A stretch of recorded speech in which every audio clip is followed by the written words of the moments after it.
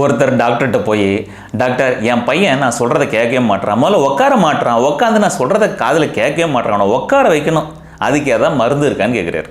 Doctor சொல்கிறாரு, அந்த மருந்தை பற்றி சொல்கிறதுக்கு முன்னாடி 1 மாதத்துக்கு முன்னாடி வந்தீங்கல்ல, உங்களுக்கு சுகர் லெவல் அதிகமாக இருக்குன்னு நானும் சொன்னேன். இந்த 1 மாதத்துக்கு சுகர் சாப்பிடாதீங்க, அடுத்த 1 மாதம் கழிச்சு வரும்போது பிளட் ரிப்போர்ட்டோட வாங்கன்னு சொன்னேன்ல, நீங்கள் பிளட் ரிப்போர்ட் எடுத்துகிட்டு வந்தீங்களா, இந்த 1 மாதம் சுகர் சாப்பிடாமல் இருந்தீங்களான்னு கேட்குறாரு.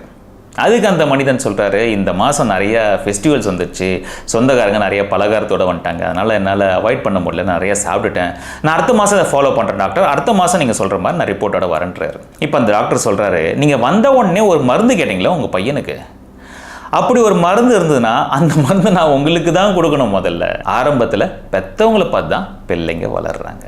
நான் பெற்றவங்களாக இருக்கிறதோ இல்லை டீச்சர்ஸாக இருக்கிறதோ எல்லாம் ஈஸிலாம் சொல்கிறேன், கொஞ்சம் கஷ்டம்தான். அந்த பக்கம் பள்ளம் இருக்குடா, போவாதேன்னு சொன்னால் அவன் அந்த பக்கம் தான் போவான். ஸ்மோக்கிங் வேணாம், ட்ரிங்கிங் வேணாம், இதெல்லாம் அடிக்ஷன் ஆகிடும், உன்னோட விட முடியாதுன்னு சொல்லுவீங்க. நீங்கள் கதறுவீங்க, கோவப்படுவீங்க, உருளுவீங்க, பெரளுவீங்க, கெஞ்சுவீங்க, ஒன்றுமே நடக்காது. பல நேரத்தில் நீங்கள் செத்துடலாமான்னு தோணும் உங்களுக்கு. 2 மணி நேரம் இன்ஸ்டாகிராம் பார்க்குற, யூடியூப் பார்க்குற, போதுட்டான்னு சொல்லுவீங்க.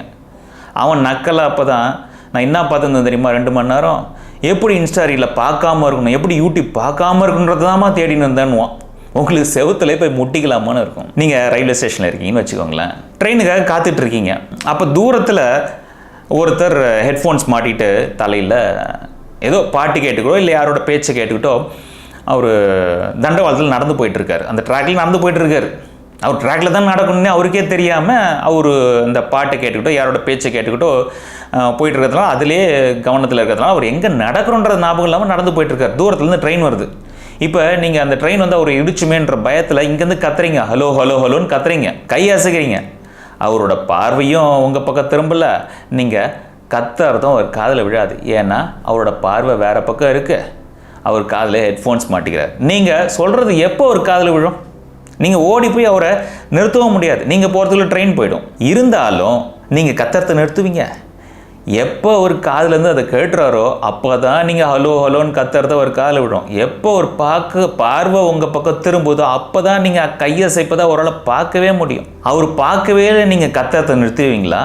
கையசைக்கிறத நிறுத்த போகிறீங்களா? இல்லவே இல்லையே. கடைசி வரைக்கும் கத்தினே தானே இருப்பீங்க, கடைசி வரைக்கும் கையசினே தானே இருப்பீங்க. இதே தான் பெற்றவங்களும் டீச்சர்ஸும் பண்ணிகிட்டு இருக்காங்க. சில நேரத்தில் பெற்றவங்க கூட இந்த கூகுள் மேப் மாதிரி டேக் லெஃப்ட், டேக் ரைட், இங்கே யூட்டன் போடு, இங்கே நில்லு, அங்கே போவாத, இப்படி போ, அப்படி போன்னு ஓயாமல் கூவினே இருக்காங்க. ஒரு பையன் ஆசையாக படம் வரைகிறான். அந்த படத்தில் சூரியன் ப்ளூ கலர்லேயும், செடி மரங்கள்லாம் ப்ரௌன் கலர்லேயும் எல்லோ கலர்லேயும் வரைகிறான். ரோடு வெள்ளை கலரில் இருக்குது. எல்லாத்தையும் கொஞ்சம் வித்தியாசமான கலர் கொடுத்து வரைகிறான். இதை ஆசையாக எடுத்துமே அவங்க அப்பாட்ட காட்டுறான். அப்போ நான் படம் வரைஞ்சிருக்கமா பாருங்கப்பான்னு. அப்போ அதை பார்த்துட்டு, ஏன்டா எல்லாத்தையும் தப்பாக கலர் பண்ணியிருக்கேன், சூரியன் இந்த கலர்லையாக இருக்கும், செடி மரம் இந்த கலர்லையாக இருக்கும், ரோடு இந்த கலர்லையாக இருக்குன்னு எல்லாத்துலேயும் குற்றம் சொல்கிறார். இது தவறு, அது தவறு, அது தவறுன்னு சொல்லினே இருக்கார். அந்த பையனுக்கு சிந்திக்கிற திறனையே போயிடுது. பிள்ளைங்க ஒன்றும் களிமண் கிடையாது. நீங்கள் நினைக்கிற மாதிரிலாம் அவங்கள செதுக்கிறதுக்கோ செய்யறதுக்கோ பானையோ சிலையோ தட்டோ குடமோ முறமோ ஜாடியோ எப்படி வேணால் செய்யறதுக்கு அவங்க களிமண் கிடையாது. அவங்க விதை. நீங்கள் தண்ணி ஊற்றணும், அதுக்கான வெளிச்சத்தை காட்டணும், அவ்வளோதான் அவங்க வேலை. மா விதையை போட்டால் மாமரம் வளரும், பலா விதையை போட்டால் பலா மரம் வளரும், வேப்ப விதையை போட்டால் வேப்ப மரம் வளரும். ஆனால் மனித விதையை போட்டால் அதுலேருந்து என்ன மாதிரி மனிதன் வரப்போகிறான்னு யாருக்குமே தெரியாது. நீங்கள் சொல்லலாம் உங்கள் பிள்ளைங்க கிட்ட, கண்ணா நம்புப்பா என்ன, நான் வாழ்ந்திருக்கேன், எனக்கு உனக்கு எது நல்லது கெட்டதுன்னு தெரியும், நான் சொல்கிறது கேளு, என்னை நீ நம்புன்னு சொல்லிங்க. ஆனால் வாழ்க்கை அவங்களுக்கு பாடம் கற்றுக் கொடுக்குற வரைக்கும் நீங்கள் சொல்கிற எல்லா பாடமும் அவங்களுக்கு சிரிப்பாகவே தான் இருக்கும். ஒரு அம்மா பறவை தன்னோட குஞ்சுங்களுக்கு தினமும் வெளியே இருந்து சாப்பாடு எடுத்து வந்து கொடுக்குது, பாதுகாப்பாக இருக்குது. ஒரு நாள் அதுலேருந்து தன் குட்டியை ஒன்றத்தை கூப்பிடுது, ஏம்மா கொஞ்சம் வெளியவாம்மா, போய் அந்த கிளை முனையில் நில்லு அப்படின்னு சொல்லுது. அந்த குட்டி பறவையும் பொறுமையாக நடந்து போய் அந்த கிளை முனையில் நின்று அங்கே கொஞ்சம் பேலன்ஸ் ஆட்டம் காணுது. இப்போ என்ன பண்ணணும்னு சொல்கிறோமா, இங்கே நின்றுங்கன்னு அப்படின்னு கேட்குது. நீ என்ன பண்ணுற, அங்கேருந்து அப்படியே ஜம்ப் பண்ணி 2 சிறகையும் விரித்து பறக்க ஆரம்பிச்சிரு அப்படின்ட்டு. என்னம்மா சிம்பிளாக சொல்லிட்டேன், நான் கீழே விழுந்துட்டேன்னா நீ ஏம்மா கீழே விழுறதை பற்றி நினைக்கிற, நீ பறந்துட்டுன்னா அப்படி நினைய, அப்படியே கீழே வந்தாலும் நான் காப்பாற்றுறேன், நான் இருக்க, நீ கவலைப்படாதான்னு சொல்லுது. இந்த பறவைக்கு கொஞ்சம் குட்டி பறவைக்கு ஹெசிடேஷன் தான். அம்மாவை பார்த்துக்கினே அப்படியே யோசிக்குது. மூச்சை முழுமையாக உள்ளே இழுத்துக்கிட்டு அப்படியே குதிச்சு பறக்கிறதுக்கு முயற்சி பண்ணுது. ஆனால் கீழே தான் போகுது. கீழே போயினே இருக்கும்போது அப்படியே காற்றோட வேகத்தை பிடிச்சி அப்படியே சிறகு அடித்து ஓரளவுக்கு தத்தளித்து தடுமாறி பறக்க ஆரம்பிச்சது. இது அந்த அம்மா பறவை ஆனந்த கண்ணீரோட பார்க்குது. எந்த பறவையும் கண் கலங்கி பார்க்கறது கிடையாது. இது ஒரு ஸ்டோரிக்கு, இது மனிதனோட ஸ்டோரியை கனெக்ட் பண்ணுறதுக்காக சொல்கிறோம். பறவை மிருகம்லாம் சொல்கிறது, ஏன்னா பறவைக்கு அட்டாச்மெண்ட் இருக்குதான், ஆனால் மனிதனுக்கு இருக்க அட்டாச்மெண்ட் மாதிரிலாம் இல்லை.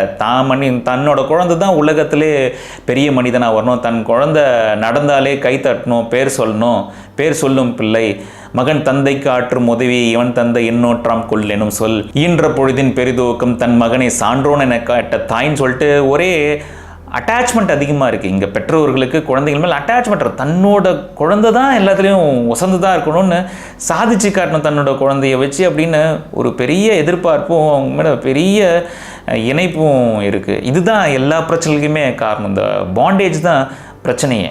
ஆசிரியரும் பெற்றோர்களும் குழந்தைங்களுக்கு உணவளிக்கலாம், பாதுகாக்கலாம், பல நேரத்தில் வழி நடத்தலாம். ஆனால் வாழ வேண்டியது யார்?